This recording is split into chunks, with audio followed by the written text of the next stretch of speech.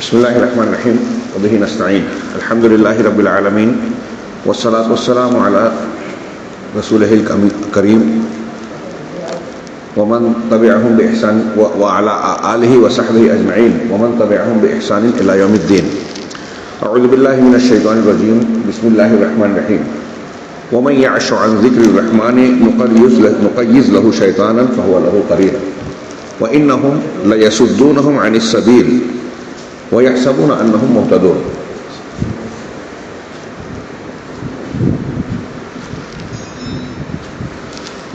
محترم بزرگوں، بھائیوں، دینی ماں اور بہنوں،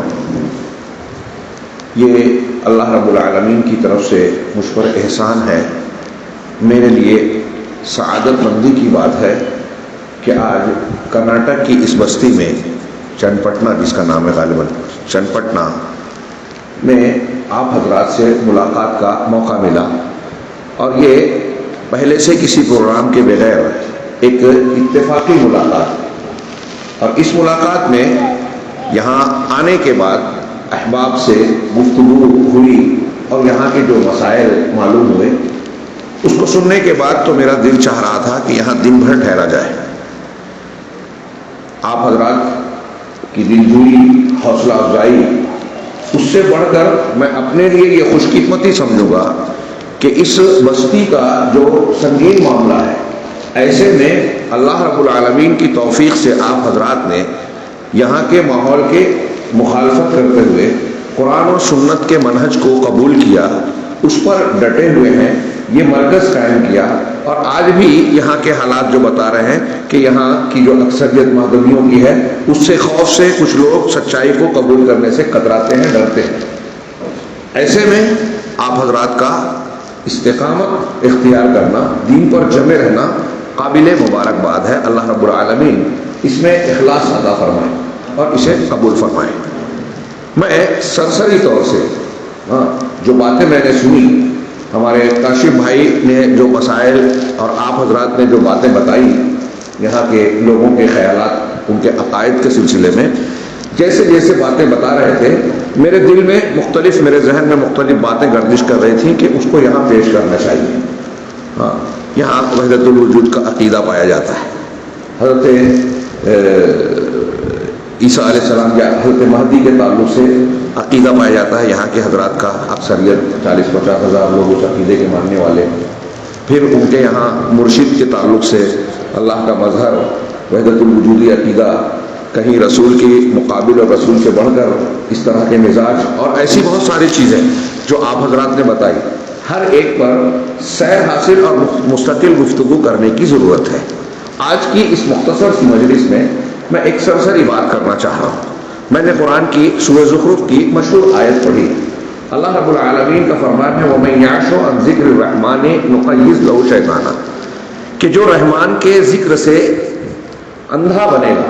عشا یعشو عربی زبان میں رات کو جب اندھا بنا جاتا ہے، آنکھیں نہ دکھائی دے، تو اس کو عشا کے لفظ سے تعبیر کیا جاتا ہے۔ یہاں ترجمہ کیا جاتا ہے کہ جو رحمان کے ذکر سے غفلت برتے، اعراض کرے، منہ موڑے، سیدھا لفظی ترجمہ کریں کہ جو رحمان کے ذکر سے اندھا بن جائے، اپنے آپ کو آنکھیں بند کر لے۔ قرآن، حدیث، اللہ رب العالمین، ذکر کا ایک معنی تو مشہور ہمارے یہاں یہ ہے، سبحان اللہ، الحمدللہ، اور اذکار اور دعائیں جو کہ پڑھی جاتی ہیں۔ ایک وسیع معنی اِنَّا نَحْنُ نَزَّلْنَا الذِّكْرَ میں الذکر قرآن کو کہا گیا، قرآن اور سنت کو، اور دوسرے مقامات پر بھی وَلَقَدْ يَسَّرْنَا الْقُرْآنَ لِلذِّكْرِ، خیر وہ قرآن کے ذکر کے لیے ہے۔ تو اِنَّا نَحْنُ نَزَّلْنَا الذِّكْرَ کے تحت میں اہل علم یہ معنی کرتے ہیں کہ جو میرے ذکر سے، جو رحمان کے ذکر سے، یعنی رحمان کی شریعت سے، اس کے احکامات سے اعراض کرے، آنکھیں بند کر لے، اندھا ہو جائے۔ آنکھیں ہیں، قرآن پڑھ سکتا ہے، دین کو سمجھ سکتا ہے، شریعت کو جان سکتا ہے، اس کو اپنی زندگی کا قانون اور دستور بنا سکتا ہے، سچائی کے راستے پہ چل سکتا ہے، لیکن اس سے اندھا بن گیا۔ نقیض لہ شیطان، وہ بڑھنا نہیں چاہتا، دیکھنا نہیں چاہتا، ہمارے فلاں مرشد ہیں، فلاں کا راستہ، باپ دادا کا طریقہ پکڑ لیا، اب دین کا سچا راستہ پڑھنے کی، تحقیق کرنے کی کوشش نہیں کر رہا ہے۔ کوئی کوشش کر رہا ہے تو مخالفت کر رہا ہے۔ اللہ رب العالمین کہہ رہا ہے کہ ایسا کرنے والوں پر ہم شیطان کو ایک شیطان مسلط کر دیں گے، نقیض لہو شیطانا، ہم اس پر ایک شیطان مقرر کر دیں گے، فہو لہو قرین، اب وہ شیطان ہی اس کا ساتھی ہوگا۔ اللہ رب العالمین نے دین کی، حق کی اور ہماری زندگی کے نشیب و فراز کی ساری باتوں کو قرآن میں بیان کیا ہے۔ آگے اللہ نے فرمایا وَإِنَّهُمْ لَيَصُدُّونَهُمْ عَنِ السَّبِيلِ، کہ یہ شیاطین جو جن کو مسلط کیا جاتا ہے ان لوگوں پر، یہ ان کو السبیل سے، اللہ کے صحیح اور سچے راستے سے روکتے ہیں، صحیح راستے سے روکتے ہیں، یعنی قرآن و حدیث کی، نبی صلی اللہ علیہ وسلم کی وہ شریعت جو اللہ نے آسمان سے اتاری، جس کو صحابہ کرام نے لیا اور اس کو لے کر اس پر عمل کر کے اسی منہج کو اختیار کر کے دیکھتے ہی دیکھتے دنیا کے 3 حصوں میں، آدھے سے زیادہ حصے میں جو ہے وہ اسلام کو پھیلا دیا۔ کتنی تیزی سے پھیلا اسلام پھیلا۔ وعد اللہ الذین آمنوا منکم وعملوا الصالحات لیستخلفنہم فی الارض، یہ قرآن کی جو آیت سورہ نور میں نازل ہوئی کہ اللہ رب العالمین کا وعدہ ہے کہ تم میں جو ایمان والے اور عمل صالح والے ہیں انہیں زمین میں خلافت دے گا، ان کے دین کو جس کو ان کے لیے پسند کیا ہے تمکینہ تو قوت دے گا، تمہارے خوف کی حالت کو عمل سے بدل دے گا۔ یہ کس پر؟ ایمان، عمل صالح۔ اللہ کے نبی صلی اللہ علیہ وسلم نے یہی سکھایا، صحابہ نے اسی کو اختیار کیا۔ سیدنا ابوبکر صدیق، آپ کے دور میں بھی فتوحات کا سلسلہ بڑھتا گیا، سیدنا ابوبکر صدیق، اس حضرت عمر، حضرت عثمان غنی کے دور میں دیکھیے کہ بڑھتا ہی چلا گیا۔ یہ جو ہمارے گرد و پیش کے دین کو اور مذہب کو ماننے والے ہیں، بہت ساری باتوں کے ساتھ ایک چیز یہ میں ضمن پیش کروں کہ ہمارے یہاں کچھ جیسے منکرین حدیث پائے جاتے ہیں، قادیانی پائے جاتے ہیں، بہائی پائے جاتے ہیں، ایسے ہی آپ کے یہاں کا جو وہ گروہ ہے، ان کے بارے میں آپ دیکھیے کہ میں اس کو اللہ کے گھر میں کہہ رہا ہوں، اس کو ایک نشانی مانتا ہوں، میں ایک نشانی مانتا ہوں اس بات کی کہ یہ حق اور راحت کی دلیل کے بنیاد پہ دیکھا جائے کہ اگر کوئی آدمی حق کسی چیز کو مانتا ہے تو اسے چھپائے گا کیوں؟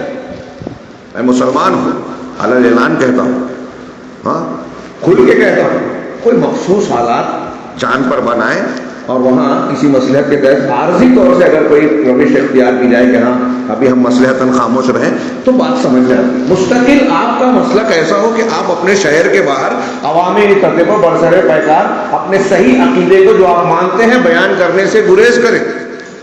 باطنیہ، رافضیہ، ان لوگوں کا یہ مزاج ہے مجوسی اور یہودیوں کی طرح کہ اپنے عقیدے کو چھپایا جائے، سامنے والوں کو دھوکہ دیا جائے۔ یہ خود ایک حق کی خلاف بات ہے، دلیل ہے کہ آپ خود اپنے دل میں فطرت میں یہ بات تسلیم کرتے ہو، قبول کرو یا نہ کرو، کہ آپ کا دین اور مذہب اس لائق نہیں ہے کہ آپ لوگوں کے سامنے پیش کرو۔ بہت اہم بات کہہ رہا ہوں میرے بھائیوں اور ماؤں بہنوں، یہاں موجود لوگ علیہ السلام اگر اس طرح کا مزاج رکھتے ہیں کہ اپنے عقائد کو چھپا رہے ہیں اور ان کو جو سچ ہم سچ مانتے ہیں اس کی تبلیغ کرتے ہیں، صحابہ کرام نے مانا، دیکھتے ہی دیکھتے دنیا کے 3 آدھے سے زیادہ حصے میں پھیلا دیا۔ آپ مان رہے ہو 5 کلومیٹر 4 کلومیٹر کے دائرے سے باہر نہیں ہو۔ اللہ کے نبی صلی اللہ علیہ وسلم نے فتنوں کی تعلیم جو بتائی، مسلمانوں کے حالات جو بتائے، دیکھیے یہ اوپر فٹ ہوتے ہیں کیا؟ قرب قیامت کی ایک نشانی بتائی کہ ان الاسلام یعرض الی المدینہ کما تعرض الحیۃ الی جحرھا، بخاری مسلم وغیرہ کی روایت ہے یہ کہ اسلام مدینہ کی طرف ایسے ہی پلٹ آئے گا جیسے سانپ اپنے بل کے پاس، سانپ کتنی بھی دور چلا جائے بعد میں اپنے بل کی طرف لوٹتا ہے، تو سانپ جس طرح اپنے بل کی طرف لوٹ آتا ہے ویسے ہی اسلام مدینہ میں لوٹ آئے گا، مطلب مدینہ میں صحیح اسلام رہے گا۔ یہاں جو فرقہ پایا جاتا ہے کیسے لوگ ہیں غور نہیں کرتے، مدینہ میں اس کے ماننے والے کتنے لوگ ہیں، عالم اسلام میں اس کے ماننے والے کتنے لوگ ہیں۔ آپ کے ہندوستان میں ایک شخص کو آپ کے عقیدے کے مطابق آپ ایسا مان رہے ہو کہ یہ مقام ملا اور اسے آپ اور ملک کے کچھ حصوں میں چند لوگ مان رہے ہیں، قرآن حدیث کی دلیلیں جو چیخ چلا کر بیان کر رہی ہے اگر واقعی وہ ان پر صادق ہوتی تو پوری دنیا میں قرآن حدیث پڑھا جاتا ہے، ان کو پہچانا جاتا۔ یہ میرا عقیدہ ہے اور یہی ہونا چاہیے صحیح عقیدہ۔ تو اللہ رب العالمین نے یہاں ارشاد فرمایا، میں واپس لوٹ رہا ہوں، کہ یہ شیاطین جو بہکاتے ہیں، بھٹکاتے ہیں لوگوں کو، راہ راست سے، سچے راستے سے بھٹکاتے ہیں، روکتے ہیں، لیکن آگے بتایا اللہ نے وَإِنَّهُمْ لَيَصُدُّونَهُمْ عَنِ السَّبِيلِ وَيَحْسَبُونَ أَنَّهُمْ مُهْتَدُونَ، لیکن اس کے باوجود یہ راستے سے تو بہکا دیے شیاطین نے، لیکن یہ جو بھٹکے ہوئے لوگ ہیں یہ ایسا گمان کرتے ہیں، خیال کرتے ہیں کہ ہم ہدایت پر ہیں، بھٹک گئے ہیں، راستے سے ہٹ گئے ہیں، جنت کے راستے سے دوسرے راستے پر چلے گئے ہیں. قرآن کہہ رہا ہے، میں نہیں کہہ رہا ہوں. لیکن وہ ایسا سمجھتے ہیں کہ ہم ہدایت پر ہیں. میرے بھائیوں، شیاطین کا تذکرہ ہمارے قرآن حدیث میں بکثرت ہے. بہکانے کا، آدم علیہ السلام کو بہکا کے ممنوع پھل کھلایا، شجر کھلایا، جنت سے نکلے. یہ واقعات ہم جانتے ہیں. شیاطین کے شرور و فتن بہت سارے نقصانات ہیں جو ہم کو پہنچانے کی کوشش کرتا ہے. آپ حدیث سے پڑھیے، گھر میں داخل ہونے کے وقت اگر آپ نے اللہ کا نام نہیں لیا، بسم اللہ ولجنا بسم اللہ خرجنا، یہ دعائیں وغیرہ نہیں پڑھی، شیطان اپنے ساتھیوں سے کہتا ہے، چیلے چاپڑوں سے، کہ آؤ ہمارے لیے گھر میں قیام کی جگہ مل گئی، ٹھکانہ مل گیا. اگر آدمی کھانے کے وقت اللہ کا نام نہیں لیتا، بسم اللہ نہیں پڑھتا، تو شیطان اس میں بھی شریک ہو جاتا ہے کھانے میں. یہاں تک کہ آدمی میاں بیوی اگر بستری کے وقت بسم اللہ اللہم جنبنا الشیطان وجنب الشیطان ما رزقتنا یہ دعا نہیں پڑھتے تو وہ اس میں بھی دخل انداز ہوتا ہے، بچے پر بھی اثر انداز ہوتا ہے ولادت کے طور پر. یہ حدیثوں میں یہ مضامین بیان کیے گئے ہیں. اسی طریقے سے اللہ کے رسول صلی اللہ علیہ وسلم نے فرمایا کہ شام کا وقت سورج ڈوبنے لگے تو اس وقت بچوں کو گھر میں داخل کر لو، اس لیے کہ یہ جن اور شیاطین کے منتشر ہونے کا وقت ہے. ان کے شرور و فتن بہت سارے ہو سکتے ہیں. ہاں، اسی طریقے سے شیطان جو ہے چوری بھی کرتا ہے. چوری اس کا مقصد نہیں ہے، لیکن پریشان کرنے کے لیے، بہکانے کے لیے چوریاں کرتا ہے. ہاں، حضرت ابو ہریرہ کی بخاری وغیرہ میں روایت ہے، الگ الگ الفاظ سے بیت المال میں زکوٰۃ الفطر پر اللہ کے رسول نے ان کو منعقد کیا، متعین کیا. یہ ایک دن چوری کرنے آیا، انسانی شکل میں پکڑا گیا، کہا میں غریب آدمی ہوں، اہل و عیال چھوڑ دی. حضرت ابو ہریرہ نے ترس کھا کے چھوڑا. دوسرے دن بھی ایسا ہی ہوا، اور حدیثوں میں یہ بھی ہے کہ اللہ کے رسول ہر دن اس سے پوچھتے رہے تمہارے قیدی کا کیا ہوا، تو کہا کہ ایسا ایسا کہا تھا، میں نے چھوڑ دیا. کہا وہ پھر آئے گا جھوٹا آدمی. تیسرے دن جب حضرت ابو ہریرہ نے اسے پکڑا تو اس نے کہا کہ ایسا ایسا کہا، تو جھوٹا آدمی ہے، اب میں تجھے ہرگز نہیں چھوڑوں گا، اللہ کے رسول صلی اللہ علیہ وسلم کے پاس پیش کروں گا. تو اس نے کہا کہ میں تمہیں ایک بات بتاتا ہوں، ایسی بات کہ اگر تم اس کو پڑھو گے تو شیطان تمہارے قریب نہیں آئے گا، اللہ کی طرف سے ایک محافظ فرشتہ تم پر مقرر ہو جائے گا، اور تمہارے ہاتھ چوری بھی نہیں ہوگی. کہا ٹھیک ہے، بتاؤ. یہ اللہ کے، یہ صحابہ کرام کا علم کا شوق تھا کہ ایسے علم کی بات اگر معلوم ہو رہی ہے تو چلو ٹھیک ہے، ہم اس کے بدلے میں اسے چھوڑ دیں گے. علم کا شوق.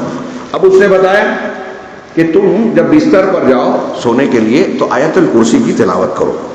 اللہ لا الہ الا هو الحی القیوم. اللہ کی عظمت، کبریائی اس قرآن کی آیت میں، ایک آیت میں جس طرح سمٹی ہوئی ہے، کسی اور آیت میں نہیں. اسی لیے نبی صلی اللہ علیہ وسلم نے فرمایا کہ قرآن کی سب سے عظمت والی آیت ہے یہ، سب سے عظمت والی سورۃ الفاتحہ، سب سے عظمت والی آیت یہ. تو اسے اگر پڑھ لیا بستر پہ جانے کے بعد تو اللہ کی جانب سے ایک فرشتہ مقرر ہوتا ہے جو حفاظت کرتا ہے. اب جب فرشتہ حفاظت کرے گا تو شیطان، جن اور دوسرے کچھ بلا ٹلا انسان کو نقصان نہیں پہنچا پائے گی، اور چوری بھی نہیں ہوگی. ہماری مائیں بہنیں یہ نسخہ اس پر ہر کوئی کو عمل کرنا چاہیے. یہاں مقصود یہ بات تو حضرت ابو ہریرہ نے چھوڑ دیا. دوسرے دن اللہ کے رسول سے بتایا کہ اس نے ایسا ایسا کہا، تو نبی صلی اللہ علیہ وسلم نے فرمایا کہ صدقۃ وهو کذوب، کہ اس نے سچ کہا اگرچہ کہ وہ بہت جھوٹا ہے. جانتے ہو ابو ہریرہ جس سے 3 دن سے تمہاری ملاقات ہو رہی ہے، منبھیڑ ہو رہی ہے، وہ کون تھا؟ وہ ابلیس تھا، شیطان تھا. اللہ کے نبی صلی اللہ علیہ وسلم نے کہا کہ اس کی بات یہ سچی ہے.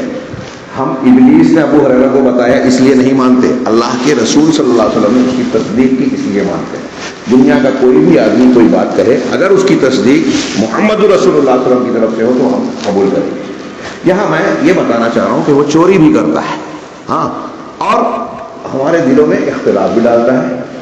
ہاں، انما یرید الشیطان ان یوقع بینکم العداوۃ والبغضاء فی الخمر والمیسر. موقع تفصیل کا نہیں ہے، بہت شارٹ میں مختصراً میں باتیں کر رہا ہوں کہ قرآن کہتا ہے کہ شیطان یہ چاہتا ہے، جوئے شراب کی حرمت بیان کرنے کے بعد شیطان یہ چاہتا ہے کہ جوئے اور شراب کے ذریعے تمہارے دلوں میں نفرت اور برائی ڈال دے، عداوت ڈال دے، عداوۃ والبغضاء، دشمنی اور نفرت ڈال دے.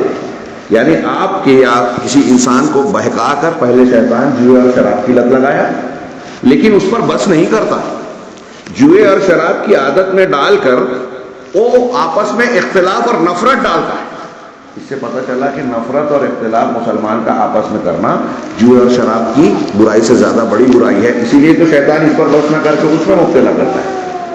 صحیح مسلم کی روایت میں ہے کہ ابلیس ہر رات اپنا تخت پانی پر بچھاتا ہے، چیلے چاپڑوں کو جمع کرتا ہے، اور اللہ کے رسول نے فرمایا کہ اس کے نزدیک زیادہ مرتبے والا، قربت والا وہ شیطان ہوتا ہے، چیلا ہوتا ہے، جو لوگوں کو زیادہ فتنے اور گمراہی میں مبتلا کرتا ہے۔ اب وہ رات میں رپورٹ لیتا ہے کہ تم نے کیا کیا، میں نے ایسا ایسا کیا، اس طرح بہکایا، فلاں کو یہ گناہ فلاں سے یہ گناہ کروایا۔ وہ اپنی رپورٹ پیش کرتے ہیں، تو اس میں سے ایک آدمی یہاں کہتا ہے، یہاں تک کہ کہتا ہے، وہ کہتا ہے تو نے کچھ نہیں کیا، تو نے کچھ نہیں کیا۔ ایک شیطان کہتا ہے کہ میں نے ایک میاں بیوی کے درمیان جھگڑا لگایا، اختلاف پیدا کیا، دونوں میں جھگڑا ہوا اور اتنا شدید ہوا کہ پھر معاملہ جو ہے جدائی اور فراق تک، طلاق تک نوبت پہنچ گئی۔ تو نے کام کیا ہے، تو میرے پاس آ رہا ہے۔ ابلیس اس چیلے کو شاباشی دیتا ہے جو میاں بیوی میں اختلاف پیدا کرے۔ پہلے والی آیت اور یہ حدیث جو میں نے ابھی بیان کی، ان دونوں کو ملا کے دیکھیے، اس کا مطلب کہ آپس میں اختلاف پیدا کرنا شیطان کا پسندیدہ عمل ہے۔ ظاہر سی بات ہے کہ اللہ رب العالمین کے لیے ناپسندیدہ ہے، تو اس کی بھی کوشش کرتا ہے۔ وقت نہیں ہے، میں نے ایک 4-5 مثالیں دی کہ شیاطین کے فتنے بہت سے ہیں، اس کے شرور بہت سے ہیں، لیکن سب سے بڑا فتنہ، سب سے بڑی جو اس کا شر ہے، بلا ہے ہمارے اور آپ کے لیے، بندوں کے لیے، وہ اس کا وسوسہ ہے۔ اسی لیے قرآن کے اخیر میں سب سے آخری صورت میں اللہ رب العالمین نے ہم کو جو دعا سکھائی، قل اعوذ برب الناس، ملک الناس، الہ الناس، موقع ہوتا تو میں ان تینوں ناموں کے ذریعے سے پناہ مانگنے کی جو علماء نے، مفسرین نے حکمتیں بیان کی ہے، کچھ اس کا ذکر کرتا۔ شارٹ میں یہاں کہوں کہ آپ کہو کہ میں رب الناس، لوگوں کے پروردگار کی پناہ میں آتا ہوں، ملک الناس، لوگوں کے بادشاہ، الہ الناس، لوگوں کے معبود۔ ان کو آپ غور کیجئے کہ آگے ایک چیز سے پناہ مانگی جا رہی ہے، 3 اللہ کا نام ذکر کیا گیا، اور قل اعوذ برب الفلق میں ایک رب الفلق کہا اور 4-5 چیزوں سے پناہ مانگی گئی۔ اس کا مطلب یہ 3 نام کہہ کے ایک چیز سے پناہ مانگی، کتنا بڑا شر ہے۔ رب الناس، تو لوگوں کا پالنہار ہے، پروردگار ہے۔ رب وہ ہے جو کائنات کا نظام چلا رہا ہے، پیدا کر رہا ہے، ساری چیزیں وہ دیتا ہے۔ تو رب ہے تو میں تجھ سے مانگ رہا ہوں، سارے اوپر اختیار تیرا ہے۔ ملک الناس، تو بادشاہ ہے، ایک بادشاہ کا ہی حکم چلتا ہے، حقیقی بادشاہ تو ہے، اس لیے تجھ سے مانگ رہا ہوں۔ الہ الناس، تو معبود ہے لوگوں کا، تو معبود ہے، اس لیے اپنی دعائیں تجھ سے تیرے جناب میں پیش کر رہا ہوں، کسی اور کے ساتھ کیسے مانگوں؟